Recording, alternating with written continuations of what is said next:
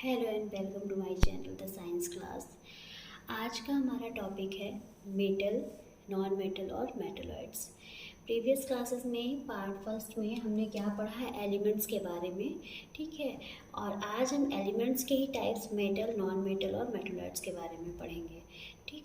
तो हम एलिमेंट्स जो होते हैं उनको पीरियोडिक टेबल रो और कॉलम से मिलकर के बनी हुई है, जिसमें बड़े ही व्यवस्थित तरीके से एलिमेंट्स को रखा गया है। एक साइड मेटल्स को, एक साइड नॉन मेटल्स को, और वहीं बीच में मेटलॉइड्स पाए जाते हैं। तो पीरियोडिक टेबल का डिटेल में स्टडी हम चैप्टर 3 में करेंगे। अभी फ़िलहाल आपको जानना है मेटल्स, नॉन मेटल्स और मेटलॉइड क्या होते हैं। ये हम छोटी कक्षाओं में पढ़ चुके हैं, लेकिन एक क्विक रिवीजन यहाँ करते हैं। चलिए, तो अपन देखते हैं प्रॉपर्टीज़ ऑफ मेटल्स। मेटल्स की क्या प्रॉपर्टीज़ हैं, ठीक है। Metals are malleable. तो मेटल्स क्या होते हैं, मैलिएबल होते हैं।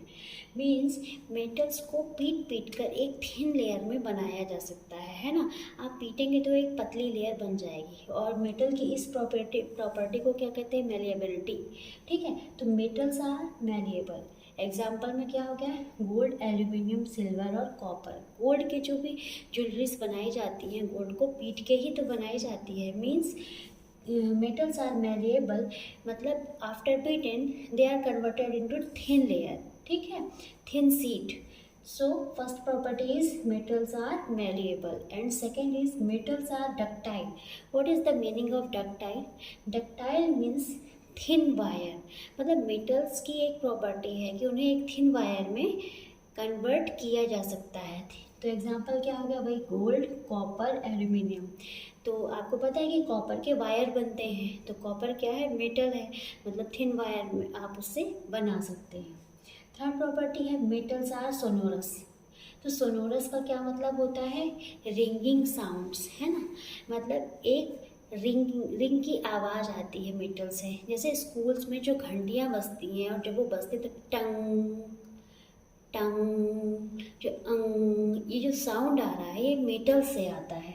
मीन्स रिंगिंग साउंड, जितने भी मेटल्स होते हैं वो रिंगिंग साउंड्स उनसे आता है। मीन्स वो सोनोरस होते हैं, ठीक है। फोर्थ है metals are good conductors of heat and electricity.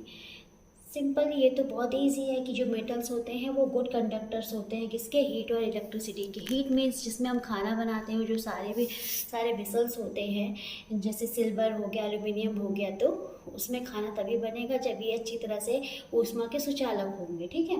और इलेक्ट्रिसिटी के जो वायर होते हैं, जो वायर बनाए जाते हैं जिनसे इलेक्ट्रिसिटी फ्लो होता है, तो अगर वो का अच्छे कंडक्टर नहीं होंगे, चालक नहीं होंगे, तो ये सब कैसे होगा। तो इसका भी एग्जांपल क्या हो सकता है, कॉपर, एल्यूमिनियम, सिल्वर, गोल्ड,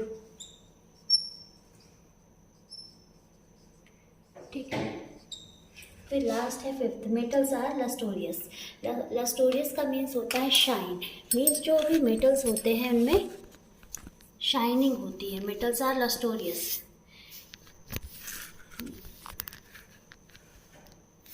मतलब मेटल्स जो भी होते हैं उनमें शाइन होती है, एक चमक होती है। जो भी जैसे गोल्ड की ज्वेलरीज बनाई जाती हैं, सिल्वर, गोल्ड जो भी होते हैं वो शाइन करते रहते हैं।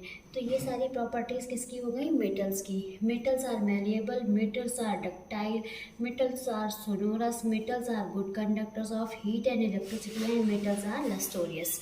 सेकेंड है नॉन मेटल, ठीक है। मेटल के पहले नॉन लग गया, तो मतलब मेटल की जितनी भी प्रॉपर्टीज़ हैं उसमें आप नो लगाते जाइए। वो सारी प्रॉपर्टीज़ किसकी होंगी, नॉन मेटल की होंगी, ठीक है। तो यहाँ पे हम कर देते हैं non metals, properties of non metals. ये मेटल्स आर मैलिएबल, सो यार non metals are non malleable. Metals are ductile, no ductile.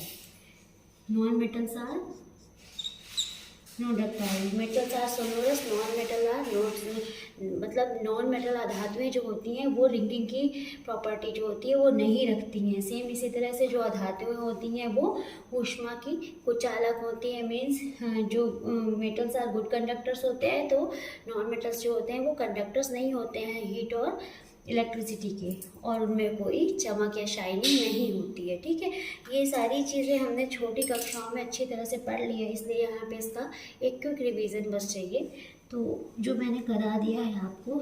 उसके बाद आता है मेटलॉइड्स। मेटलॉइड्स क्या होते हैं? मेटलॉइड्स जो होते हैं वो मेटल और नॉन मेटल के बीच में इंटरमीडिएट होते हैं, मतलब मेटल और नॉन मेटल्स की प्रॉपर्टीज़ जो होती हैं वो मेटलॉइड्स में पाई जाती हैं, जिनको हम क्या बोलते हैं?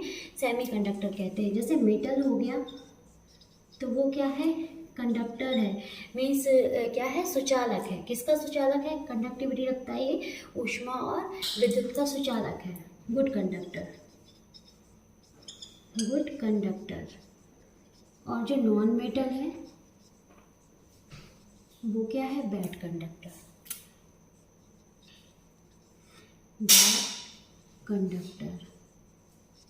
और इनके बीच का जो है वो सेमी कंडक्टर, सेमी कंडक्टर क्या कहलाता है? मेटलॉइड। इसको क्या बोलते हैं अपन?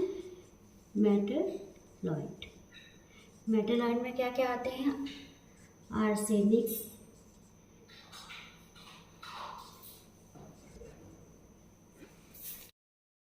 आर्सेनिक, बोरॉन, सिलिकॉन और जर्मेनियम। ठीक है, तो मेटलॉइड क्या है? Elements having properties which are intermediate between metal and non metal. वही जो मैंने बताया कि ये कैसे एलिमेंट्स हैं जो मेटल और नॉन मेटल के बीच की प्रॉपर्टी रखते हैं। ठीक है, तो मेटल क्या हो गए? गुड कंडक्टर हो गए, और नॉन मेटल क्या हो गए? बैड कंडक्टर हो गए। तो ये क्या होते हैं? मेटलॉइड क्या होते हैं? सेमी कंडक्टर होते हैं। ठीक है, तो ये याद रखने वाली चीज़ है। क्या है? मेटलॉइड्स कौन से होते हैं? सेमी कंडक्टर कौन कौन से होते हैं? बोरॉन, सिलिकॉन, आर्सेनिक और जर्मेनियम। तो हमने क्या पढ़ा? एलिमेंट्स पढ़े। प्योर सब्सटेंस में क्या क्या पढ़ा है? एलिमेंट पढ़े, एलिमेंट और कंपाउंड। ठीक है, थे। तो एलिमेंट में हमने मेटल, नॉन मेटल और मेटलॉइड पढ़ लिया। अब हमारा जो इम्पोर्टेंट टॉपिक है वो क्या है? कंपाउंड। ठीक है, तो कंपाउंड क्या होते हैं? एलिमेंट्स जो थे वो एक ही प्रकार के पार्टिकल से मिलकर के बने हुए थे, मतलब मैटर जो होता है वो पार्टिकल से मिलकर के बना हुआ होता है। ठीक है, तो एलिमेंट्स जो है वो एक प्रकार का मैटर ही है, तो ये जो है वो एक ही टाइप के पार्टिकल से मिलकर के बना हुआ होता है। लेकिन जो कंपाउंड होता है वो दो या दो से अधिक टाइप के पार्टिकल्स से केमिकली रूप में इस प्रकार मिलकर बने हुए होते हैं कि उनका जो द्रव्यमान होता है वो एक निश्चित रेशियो में पाया जाता है। ठीक है, एक निश्चित रेशियो वाले द्रव्यमान के मिलने से ये बनता है। ठीक, तो इसकी जो डेफिनेशन है वो क्या होगी कंपाउंड की? A compound is a substance made up of 2 or more elements chemically combined together in a fixed proportion by mass। ठीक है, वही चीज़ जो मैंने भी बोला आप सबको, जो बताया कि जो कंपाउंड होते हैं वो दो या दो से अधिक टाइप के एलिमेंट से इस प्रकार बने हुए होते हैं कि उनके जो द्रव्यमान होते हैं वो एक निश्चित अनुपात में पाए जाते हैं। ठीक, अब हम इसको एक उदाहरण से समझते हैं, एग्जाम्पल से समझते हैं वाटर के, जिससे आपको इसकी डेफिनेशन और क्लियर हो जाएगी। ठीक है, अभी डेफिनेशन सुनने में लग रहा है कि कंपाउंड की डेफिनेशन कितनी टफ है, लेकिन जैसे ही अभी हम एग्जाम्पल देखेंगे तो आप उसकी डेफिनेशन खुद ही बना सकते हो, खुद ही लिख सकते हो। ठीक है, एग्जाम्पल में जैसे कंपाउंड में क्या हो गया, जैसे आपका कार्बन डाइऑक्साइड हो गई और H2O हो गया, मीन्स वाटर हो गया। ठीक है, तो क्या बोल रहा है कि कंपाउंड क्या होते हैं? दो या दो से अधिक कंपाउंड क्या होते हैं? जो दो या दो से अधिक टाइप के एलिमेंट से मिलकर के बने हुए होते हैं, जिनमें उनके जो द्रव्यमान होते हैं वो एक निश्चित रेशियो में या निश्चित प्रोपोर्शन में पाए जाते हैं। ठीक, तो पानी क्या है? हाइड्रोजन और ऑक्सीजन से मिलकर बना हुआ होता है ना, तो ये दो हो गए, दो पार्टिकल हो गए, दो कंपोनेंट्स हो गए या दो एलिमेंट्स हो गए। ठीक है, तो क्या बोला है? कंपाउंड दो या दो से अधिक पार्टिकल से या दो या दो से अधिक एलिमेंट से मिलकर के बने हुए होते हैं, जिनके जो द्रव्यमान होते हैं, तो यहाँ हाइड्रोजन जो है उसका द्रव्यमान क्या है? 1, और ऑक्सीजन का द्रव्यमान क्या है? 16। ठीक है, 1 है इसका द्रव्यमान, 2 हाइड्रोजन है, तो ये क्या हो, कितना हो गया? 2 हो गया। ठीक है, और इनके बीच में रेशियो है। ठीक, तो ये क्या हो गया, 1:1:8 हो गया। ठीक है, तो ये इनका एक निश्चित अनुपात हो गया, ये डेफिनेट रेशियो हो गया। तो कहीं भी वाटर कहीं भी बनेगा तो वो 1:8 में ही पाया जाएगा। ये नहीं कि 1:8:1 होगा तो वो वाटर बन ही नहीं सकता। तो यही है कंपाउंड की डेफिनेशन कि इसमें उनका जो मास होगा, जो द्रव्यमान होगा, उनका एक निश्चित रेशियो होना चाहिए, तभी वो कंपाउंड कहलाएगा। ठीक है, तो मास कैसे निकला और क्या कहते हैं, हम कैसे मास कैसे पता कि हाइड्रोजन का मास इतना होता है, ऑक्सीजन का इतना होता है, इसका डिटेल में हम चैप्टर 3 में स्टडी करेंगे। तो उसमें कंफ्यूज नहीं होना है। जब तक आपको चैप्टर 2 पढ़ना है तो आपको केवल ये ध्यान रखना है, ये समझना है कि जो हाइड्रोजन होता है उसका मास होता है 1 और ऑक्सीजन का होता है 16। क्योंकि यहाँ पे हाइड्रोजन के 2 मॉलिक्यूल्स हैं तो कितना हो जाएगा, ये 2 और ये इस टू 16, तो ये कट गया तो क्या हो गया, 1:8 हो गया। तो यहाँ पे आपके कंपाउंड की डेफिनेशन क्या हो गई, क्लियर हो गई कि कंपाउंड 2 या 2 से अधिक टाइप के ऐसे पार्टिकल से मिलकर के बने हुए होते हैं जिनका जिनका जो रेशियो होता है, जिनका रेशियो होता है, द्रव्यमान का जो रेशियो होता है वो एक निश्चित होता है। ठीक, तो ये हो गया आपका कंपाउंड। ठीक है, तो अब कंपाउंड जब आपने ये देख लिया तो इसके बाद अपन कंपाउंड की प्रॉपर्टीज़ भी पढ़ लेते हैं। ठीक है, प्रॉपर्टीज ऑफ कंपाउंड्स। ठीक, तो फर्स्ट प्रॉपर्टी क्या है कि elements in a compound combine together chemically in a fixed proportion, मतलब एक फिक्स्ड प्रोपोर्शन में ही वो क्या करते हैं, केमिकली कंबाइंड होते हैं। जो भी हमने पढ़ा, जैसे H2O का रेशियो 1:8, यही होगा रेशियो, तभी वाटर का फॉर्मेशन होगा, अदरवाइज पता नहीं किसका फॉर्मेशन होगा, पता नहीं। ठीक है, एक फिक्स रेशियो होना चाहिए। सेकंड है the compound can be separated into its constituents element by chemical process, मतलब कंपाउंड को केमिकल प्रोसेस के थ्रू उनके कंस्टिट्यूएंट्स में क्या किया जा सकता है, सेपरेट किया जा सकता है। कंस्टिट्यूएंट्स मीन्स जिनसे मिलकर के वो बने हुए हैं। ठीक है, तो पहले भी हमने इस बारे में चर्चा करी कि पानी मतलब H2O हाइड्रोजन और ऑक्सीजन से मिलकर के बना हुआ है, जो कि एक कंपाउंड है। तो क्या बोल रहा है, उसकी प्रॉपर्टी क्या है कि कंपाउंड को हम केमिकल प्रोसेस के थ्रू वो जिन कंस्टिट्यूएंट से मिलकर के बने हुए हैं उसमें तोड़ा जा सकता है। तो यहाँ पे क्या हुआ, H2O को इलेक्ट्रोलिसिस के थ्रू हम हाइड्रोजन और ऑक्सीजन में ब्रेक कर सकते हैं। ठीक है, तो ये कंपाउंड की सेकेंड प्रॉपर्टी होगी। थर्ड क्या है, the properties of compounds are very different from their constituents element, means constituents elements मतलब जिनसे मिलकर के कंपाउंड बना हुआ है। ठीक है, तो जो कंपाउंड होता है उसके जो गुण होते हैं, प्रॉपर्टी होती है, वो जिनसे मिलकर के बने हुए होते हैं कंस्टिट्यूएंट्स, उनसे डिफरेंट होती है, ये बता रहा है। ठीक है, क्या बोल रहा है कि जो कंपाउंड होते हैं जिन कॉन्स्टिट्यूएंट से मिलकर के बने हुए होते हैं उनसे उनकी प्रॉपर्टी, कंपाउंड्स की प्रॉपर्टी डिफरेंट होती है। जैसे एग्जांपल ले लेते हैं अपन H2O का। ठीक है, H2O का एग्जाम्पल ले लेते हैं। तो H2O किससे मिलकर के बना हुआ है, हाइड्रोजन और ऑक्सीजन से। ठीक, तो यहाँ पे हाइड्रोजन क्या है, एक कंबस्टिबल गैस है, जो कि हम पहले पढ़ चुके हैं। और ऑक्सीजन क्या है, सपोर्ट कंबसन। कैसे पता सपोर्ट कंबसन, जो हम छोटी क्लासेस में एक प्रैक्टिकल करते हैं कि मोमबत्ती या कैंडल को जलाकर उसको एक ग्लास से ढक देते हैं, तो जितनी ऑक्सीजन जब तक रहती है तब तक तो वो जलती है, जैसे ही ख़त्म हो जाती है तो वो जलना बंद हो जाती है। तो मतलब ऑक्सीजन क्या करती है, सपोर्ट कंबसन, जलने में सपोर्ट करती है, और हाइड्रोजन क्या है, एक कंबस्टिबल गैस है। लेकिन इनसे मिलकर के जो बना हुआ कंपाउंड H2O है वो क्या करता है, आग बुझाने का काम करता है। मीन्स कंपाउंड के जो कंस्टिट्यूएंट्स हैं उनकी जो प्रॉपर्टीज़ हैं वो कंपाउंड से टोटली डिफरेंट हैं। ठीक है, कहने का मतलब ये है। तो यहाँ तक अगर आपको कंपाउंड समझ में आ गया हो तो यहाँ से हमारा प्योर सब्सटेंस समाप्त होता है। फ्लो चार्ट में हमने जो प्योर सब्सटेंस बनाया था वो यहाँ से फिनिश होता है। अब हम आते हैं इम्प्योर सब्सटेंस में। ठीक है, इम्प्योर सब्सटेंस में क्या आता है, मिक्सचर। तो यहाँ पे हम फर्दर क्या स्टडी करेंगे, मिक्सचर की। मिक्सचर मीन्स सब कुछ मिक्स, कोई ऐसा विजिबल उसकी बाउंड्री ना हो, विजिबल बाउंड्री हो कि, है ना। मिक्सचर मीन्स क्या होता है कि सब कुछ एक साथ मिक्स कर दो। तो मिक्सचर मीन्स क्या हुआ कि चीज़ों को बस आप मिक्स कर दो, वो मिक्सचर है। मतलब वो कोई केमिकली कंबाइन नहीं होते हैं, या कोई केमिकल प्रोसेस उसमें नहीं होती है कि वो केमिकल प्रोसेस के थ्रू चेंज हो जाए, बस सारी चीज़ों को मिक्स कर दो। तो क्या है मिक्सचर की डेफिनेशन?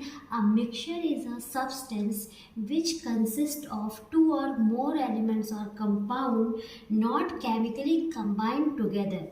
मतलब 2 या 2 से अधिक एलिमेंट या कंपाउंड से मिलकर के बने हुए होते हैं, जिनके बीच कोई भी केमिकली कंबाइंड प्रोसेस नहीं होती, या कोई भी केमिकल प्रोसेस नहीं होती है, मिक्सचर कहलाते हैं। जैसे आपका एयर हो गया, मिल्क हो गया, नमकीन हो गया, चाय हो गया, सैंड विथ वाटर हो गया। तो एयर कैसे? मिक्सचर ही है। ये कितनी सारी एयर का मिक्सचर, नाइट्रोजन गैसेस का मिक्सचर है, जैसे नाइट्रोजन, ऑक्सीजन, कार्बन डाइऑक्साइड, सारी गैसेस मिला करके एयर बना रही हैं। लेकिन वो आपस में कंबाइन नहीं हो रही हैं, केमिकली कंबाइन नहीं हो रही है कि केमिकली कंबाइन होकर के कोई प्रोसेस कर दे, बट सारी गैसेस का मिक्सचर क्या है? एयर कहला रहा है। ठीक है। फिर नमकीन, जैसे आप कोई मिक्सचर नमकीन लेते हैं या पंचरत्न नमकीन लेते हैं, जिसमें काजू भी है, किशमिश भी है, मटर भी है, सेब भी है, मूंगफली भी है, तो ये एक मिक्सचर हो गया। ये साथ में मिक्सचर रहेगा, ये आपस में कोई केमिकल प्रोसेस नहीं करेगा कि आप दूसरे दिन उठ के देखेंगे कि नमकीन का फॉर्म चेंज होकर के वो कुछ और बन जाता है, दही या दूध बन जाता है। तो ऐसा नहीं होगा। मिक्सचर में क्या होते हैं, जो कंपोनेंट्स होते हैं वो एज इट इज़ रहते हैं, कभी भी केमिकल कंबाइन नहीं होते हैं। चाय हो गई, दूध, शक्कर, चाय पत्ती का मिक्सचर हो गया, सैंड विथ वाटर हो गया। ठीक है। तो ये हो गया मिक्सचर। अब mixture, types of mixture, 2 types के होते हैं मिक्सचर। एक होमोजेनस होता है और एक हेट्रोजेनस होता है। तो होमोजेनस में जो एलिमेंट्स या फिर कंपाउंड्स होते हैं, उनके जो पार्टिकल्स होते हैं वो एक मैनर में डिस्ट्रीब्यूट होते हैं। मतलब जिसको हम कहते हैं यूनिफॉर्म डिस्ट्रीब्यूशन। जो कंपोनेंट्स का जो डिस्ट्रीब्यूशन होता है एक यूनिफॉर्म होता है। तो इसलिए हम इसको क्या कहते हैं? होमोजेनस मिक्सचर जो होता है एक यूनिफॉर्म क्या होता है? यूनिफॉर्म कंपोजिशन होता है, जिसमें कोई विजिबल बाउंड्री नहीं होती है कि कि हम इसको एक लाइन के थ्रू इन पार्टिकल्स को अलग कर सकें। कोई भी ऐसी विजिबल बाउंड्री नहीं दिख रही है कि हम रेड वाले पार्टिकल्स को अलग कर दें, ब्लू वाले पार्टिकल्स को अलग कर दें। मतलब ये पूरे इनका डिस्ट्रीब्यूशन जो होता है वो पूरे में समान रूप से होता है, इनको हम अलग अलग नहीं कर सकते हैं। तो ऐसा मिक्सचर जो कहलाता है वो होमोजेनस मिक्सचर कहलाता है। जैसे कि एक ग्लास वाटर में हम नमक को घोलते हैं तो नमक पूरी तरह से क्या होता है, उसमें घुल जाता है, जिसमें कोई भी विजुअल बाउंड्री उनको सेपरेट करने के लिए दिखाई नहीं देती है। सेम यही है कि वाटर मॉलिक्यूल्स में सैंड के जो मॉलिक्यूल्स हैं वो पूरी तरह से डिस्ट्रीब्यूट हो गए हैं। Water molecules and sand molecule पूरे में एक यूनिफॉर्म कंपोजिशन बना लिया है, जिसमें उन्हें अलग करने के लिए कोई भी विजुअल बाउंड्री नहीं दिख रही है। तो ऐसा मिक्सचर क्या कहलाता है? होमोजेनस मिक्सचर कहलाता है। और हेट्रोजेनस मिक्सचर क्या कहलाता है? जिनमें दोनों मॉलिक्यूल्स को सेपरेट करने के लिए एक विजिबल बाउंड्री दिख रही है। जैसे पानी में सैंड डाल देते हैं तो रेत के जो कण होते हैं उनको हम अलग देख सकते हैं और पानी को अलग देख सकते हैं। मतलब ये नॉन यूनिफॉर्म कंपोजिशन होता है। जो हेट्रोजेनस मिक्सचर होता है वो नॉन यूनिफॉर्म कंपोजिशन होता है। ठीक है। तो यहाँ हम पढ़ते हैं पहले होमोजेनस मिक्सचर और हेट्रोजेनस मिक्सचर। अब एक ग्लास वाटर लेते हैं,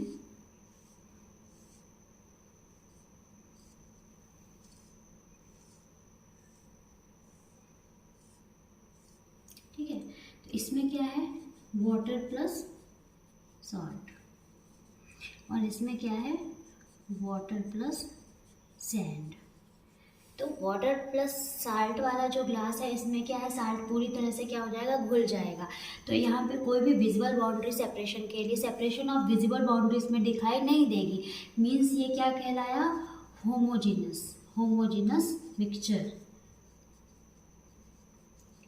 और इसमें सैंड के जो पार्टिकल्स होते हैं वो दिखाई देते हैं। मतलब पानी की लेयर अलग दिखाई देगी, सैंड के पार्टिकल अलग दिखाई देंगे। मतलब इसमें एक विजिबल बाउंड्री दिखाई देगी। इनको सेपरेट करने के लिए एक विजिबल बाउंड्री दिखाई देगी। तो ये क्या कहलाएंगे? हेटेरोजीनस। ठीक है, अब जैसे होमोजीनस में अपन चाय को ले लेते हैं।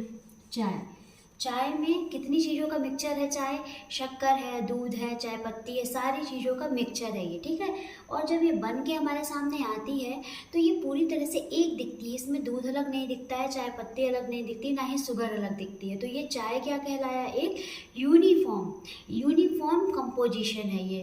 तो ये कौन सा मिक्सचर कहलाता है? होमोजेनस मिक्सचर कहलाता है। ठीक है, वही अगर हम हेटेरोजेनस मिक्सचर की बात करते हैं तो बास्केट जो फलों से भरी हुई हो रही है, ठीक है तो वो फलों का मिक्सचर, मतलब उसमें पपाया है, ऑरेंज है, बनाना है, सारे फ्रूट्स हैं तो वो मिक्सचर ही, लेकिन कैसा है? हेट्रोजेनस मिक्सचर, जिसमें हम पपाया को अलग रख सकते हैं, बनाना को अलग रख सकते हैं और गुआवा को अलग रख सकते हैं, तो वो हेट्रोजेनस मिक्सचर कहलाया। या फिर यही वाटर में सैंड हो गया, या फिर एक आप डेली का एग्जाम्पल ले सकते हैं, जैसे पिज़्ज़ा में capsicum, oregano, chilli flakes, mushroom, जो भी चीज़ें हैं वो अलग अलग डिस्ट्रीब्यूटेड हैं, मतलब उनको अलग करने के लिए एक विजिबल बाउंड्री दिख रही है। आप चाहो तो कैप्सिकम अलग कर दो, चाहो तो पनीर अलग कर दो, तो ये एक हेट्रोजेनस मिक्सचर का एग्जाम्पल कहलाया। ठीक है, कभी कभी चाय में अगर दूध मिक्स नहीं होता है तो दूध की लेयर अलग दिख रही है, पानी की लेयर अलग दिख रही है, तो भी वो क्या कहलाया? एक हेट्रोजेनस मिक्सचर कहलाया। ठीक, तो अपन इन सभी एग्जाम्पल से ये समझ सकते हैं कि होमोजेनस मिक्सचर क्या होता है और हेट्रोजेनस मिक्सचर। ठीक है, तो काफ़ी सारे एग्जाम्पल। अब एक मिक्सचर ले लीजिए आप, नमकीन का मिक्सचर ले लीजिए, तो उसमें क्या है? मूंगफली भी है और काजू भी है, किशमिश भी है, सेव भी है, सारी चीज़ों का वो क्या है? एक मिक्सचर है। तो उसमें आप हर चीज़ को अलग अलग उठा सकते हैं। आप चाहें तो मूंगफली खा सकते हैं, आप चाहें तो काजू खा सकते हैं, मीन्स आप उनको अलग कर सकते हैं, तो वो हेट्रोजेनस कहलाया। और वो हेट्रोजेनस मिक्सचर जो होता है वो अपने अलग अलग कंपोनेंट्स का टेस्ट भी देता है, या अपने अलग अलग कंपोनेंट्स की वो अपनी पहचान रखता है। लेकिन होमोजेनस मिक्सचर में ऐसा नहीं होता है, क्योंकि वो एक यूनिफॉर्म कंपोजिशन होता है, उसके सारे कंपोनेंट्स जो होते हैं वो सेम होते हैं, जिसकी वजह से वो ऐसा नहीं रखता। जबकि हेट्रोजेनस मिक्सचर के पार्टिकल्स जो होते हैं वो अपनी अलग अलग पहचान रखते हैं। ठीक है, तो नेक्स्ट में हम पढ़ लेते हैं जल्दी से होमोजेनस मिक्सचर और हेट्रोजेनस मिक्सचर में क्या डिफरेंस है। ठीक है, तो क्या डिफरेंस है होमोजेनस एंड हेट्रोजेनस में? वही अभी जो हमने डिस्कशन किया, सेम वही चीज़ें हैं। होमोजेनस क्या है? The substance are completely mix together and are indistinguishable from one another, मतलब सब्सटेंस जो होते हैं वो कंप्लीटली मिक्स्ड होते हैं, जिन्हें हम पहचान नहीं सकते हैं अलग अलग। ठीक है, वो क्या कहलाते हैं? होमोजेनस। एंड हेट्रोजेनस क्या कहलाते हैं? The mixture in which the substance can distinguished from one another, वही सैंड और वाटर का मिक्सचर हो गया। ठीक है, सेकेंड है यूनिफॉर्म कंपोजिशन, मतलब होमोजेनस मिक्सचर जो होते हैं यूनिफॉर्म कंपोजिशन में पाए जाते हैं, और हेट्रोजेनस मिक्सचर का जो होते हैं does not have uniform composition. Okay, third है it has no visible boundary, and heterogeneous mixture it has visible boundaries of separation. ठीक है, अभी जो हमने डिस्कशन किया उसी को मैंने इसमें लिख दिया है, अगर आप चाहें तो इसको नोट डाउन कर सकते हैं। ठीक है, और इनके एग्जाम्पल की भी चर्चाएं अभी हमने की। नेक्स्ट चलते हैं अपन मिक्सचर और कंपाउंड में डिफरेंस पर। चलिए बात करते हैं मिक्सचर और कंपाउंड में डिफरेंस की। ठीक है, मिक्सचर क्या है? एलिमेंट्स और compounds just mix together to form a mixture and no compound is form. ठीक है, इसमें एलिमेंट्स और कंपाउंड्स जो होते हैं वो जस्ट मिक्स हो जाते हैं, और इनके मिक्स होने के बाद कोई भी नया कंपाउंड का फॉर्मेशन नहीं होता है। While compound element combine together chemically to form new compound. Means हमने वाटर का देखा था ना एग्जाम्पल, कि जो एलिमेंट्स होते हैं उसके वो केमिकली क्या होते हैं? कंबाइन होते हैं कंपाउंड का फॉर्मेशन करने के लिए। ठीक है, फिर नेक्स्ट है इसमें a mixture has variable composition. जो मिक्सचर होता है वो बहुत सारी चीज़ों का एक कंपोजिशन होता है। जैसे हम नमकीन ले लेते हैं, तो नमकीन में क्या क्या चीज़ें हैं? मूंगफली भी हैं, काजू भी हैं, किशमिश भी है, सेव भी है, बहुत सारी चीज़ें हैं। लेकिन ठीक है, वेरिएबल कंपोजिशन। लेकिन कंपाउंड है, हाँ, वेरिएबल कंपोजिशन मीन्स ये भी हुआ कि इसमें कोई एक निश्चितता नहीं है कि मूंगफली कितनी है या काजू कितनी है, 10 भी हो सकती है, 12 भी हो सकती है, 20 भी हो सकती है, ठीक है। लेकिन कंपाउंड क्या है, कंपाउंड है फिक्स कंपोजिशन। जो कंपाउंड है उसका एक फिक्स कंपोजिशन होता है। जैसे H2O है तो वो 1:8 में ही मिक्स होकर के क्या बनाएगा, पानी बनाएगा। इसमें अगर थोड़ा सा भी रेशियो में अंतर आता है तो वो पानी नहीं बन पाएगा। फिर क्या है, a mixture shows property of its constituents. अभी इसकी चर्चा हमने करी है कि जो मिक्सचर होता है वो अपने कंस्टिट्यूएंट्स की प्रॉपर्टीज शो करता है। जैसे अगर मिक्सचर नमकीन खा रहे हैं तो हम मूंगफली का टेस्ट भी ले सकते हैं और सेव का भी ले सकते हैं और काजू का भी, मतलब उसके सारे कंस्टिट्यूएंट्स जो हैं उसकी प्रॉपर्टी शो करेंगे। लेकिन compounds have different properties from its constituents. अभी हमने पढ़ा कि जो कंपाउंड होते हैं वो अपने कंस्टिट्यूएंट्स से डिफरेंट प्रॉपर्टीज शो करते हैं। जैसे H2O में हाइड्रोजन जो है वो एक कंबशन गैस है और जो ऑक्सीजन है वो जलने में सहायता करती है, ठीक है। लेकिन जो पानी होता है वो आग को बुझाने का काम करता है। मीन्स पानी जिससे बनता है, हाइड्रोजन और ऑक्सीजन से बनने वाला पानी जो होता है वो अपने कंस्टिट्यूएंट से डिफरेंट प्रॉपर्टी शो करता है, ठीक है। फिर मिक्सचर में जो चौथा है, constituents can be separated by physical method. मतलब इसमें जो मिक्सचर के जो कॉन्स्टिट्यूएंट्स हैं उनको हम फिजिकल मेथड के द्वारा सेपरेट कर सकते हैं। जैसे हम नमकीन से मूंगफली अलग कर दिए, काजू अलग कर दिए, किशमिश अलग कर दिए। और जो कंपाउंड होता है उसमें क्या हम पानी में हाथ डाल के ऑक्सीजन अलग करेंगे या हाइड्रोजन अलग करेंगे? नहीं, उसको अलग करने के लिए केमिकल प्रोसेस करनी पड़ती है, मीन्स इलेक्ट्रोलिसिस करनी पड़ती है, ठीक है। यहाँ तक सभी को समझ में आ गया? अगर यहाँ तक सभी को समझ में आ गया हो तो हम आगे बहुत ही इम्पोर्टेंट टॉपिक के बारे में चर्चा करने वाले हैं, जो कि है सोल्यूशन। सोल्यूशन भी क्या होता है, होमोजेनस मिक्सचर का ही टाइप है, जिसमें हम पढ़ेंगे कोलाइड सोल्यूशन, सस्पेंशन, इन सारी चीज़ों को पढ़ेंगे। तो नॉर्मल स्टूडेंट क्या गलती करते हैं, क्या सोचते हैं कि सोल्यूशन का मीन्स केवल लिक्विड में सॉलिड को घोलना ही होता है। लेकिन सोल्यूशन का मतलब ये नहीं होता कि लिक्विड को जब हम सॉलिड में घोलेंगे तभी वो सोल्यूशन कहलाएगा। लिक्विड का लिक्विड में सोल्यूशन भी होता है, लिक्विड में सॉलिड का सोल्यूशन भी होता है और एयर में एयर का सोल्यूशन भी पाया जाता है। तो इस टाइप से जो सोल्यूशन है उसको हम डिटेल में डिस्कशन करेंगे और ये बहुत ही इम्पॉर्टेंट टॉपिक है आपके चैप्टर 2 का सोल्यूशन, जो कि हम इसके 3rd पार्ट में डिस्कस करेंगे। 3rd पार्ट आपका लास्ट पार्ट भी होगा और बहुत ही इम्पॉर्टेंट पार्ट होगा, जिसको ध्यान से आपको पढ़ना है और सीखना है। तो सोल्यूशन हम आपके 3rd पार्ट पे चर्चा करेंगे सोल्यूशन की। ये वाला पार्ट हम यहीं पे ख़त्म करते हैं। और अगर आपको पसंद आया हो तो आप लाइक करें, सब्सक्राइब करें और ज़रूरतमंदों को ज़रूर शेयर करें। Thank you.